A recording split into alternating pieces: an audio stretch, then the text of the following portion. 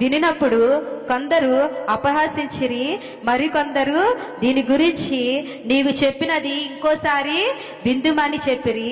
అలాగుండగా పౌలు వారి మధ్య నుండి వెళ్ళిపోయెను.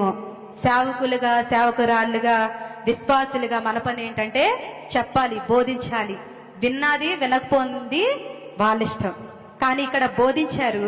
బోధించినప్పుడు కొంతమంది ఏమన్నారంటే అది తప్పు అని తిరస్కరించారు. కొంతమంది ఏం చేశారంటే ఇంకోసారి వింటాంలే, మళ్ళీ ఒకసారి వచ్చినప్పుడు వింటాంలే అని వెళ్ళిపోయారు. చెప్తున్నది ఏదైనా సరే మన కోసమే దేవుడు మాట్లాడుతున్నాడు.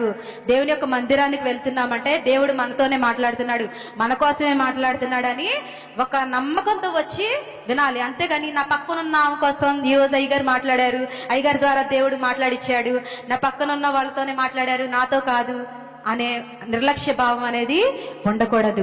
ఇక్కడ మారు మనసు తీసుకోవాలి. ఎలా తీసుకోవాలి? ఇక్కడ వీళ్ళు ఏం చేస్తున్నారు, ఇంకోసారి చూద్దాంలే, ఇంకోసారి వింటాంలే అని వెళ్ళిపోతున్నారు. ఆ నిర్లక్ష్య భావం అనేది క్రైస్తవులుగా మన జీవితాల్లో ఉండకూడదు. మారు మనసు పొంది బాప్తీసం తీసుకొని దేవుని యొక్క రక్తంలో కడగబడాలి. ఆ రక్షణను పునరుద్ధానం వరకు కూడా చేత పట్టుకొని ఉండాలి అని చెప్పేసి ఇక్కడ పౌలు గారు ఉద్దేశం అనగా చెప్పబడుతుంది. ఈయన వెళ్ళిన ప్రతి ప్రదేశంలో కూడా ఎక్కువ రోజులుండి ఆయన బోధించిన సందర్భం అయితే లేనే